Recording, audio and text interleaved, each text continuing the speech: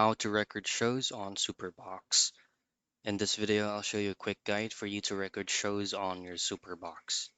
So if you go ahead and check out Superbox official website, and if you hover your mouse into Superbox devices, you should be able to see a lot of the make and model of Superboxes. Now, these all models right here has a certain amount of storage. So say for example, right now I'm currently looking at the Superbox Extreme. So, Superbox Stream has a massive storage and smooth performance around 128 gigabytes of storage and 4 gig of RAM. However, you can only do recording with this mega model of Superbox.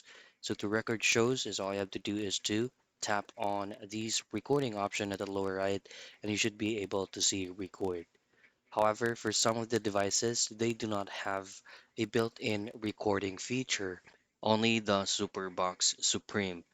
But with the rest of the Superboxes right here, if you use them, all you have to do is to connect a separate DVR or use OBS streaming platform so that you can record shows and save it into storage into your PC.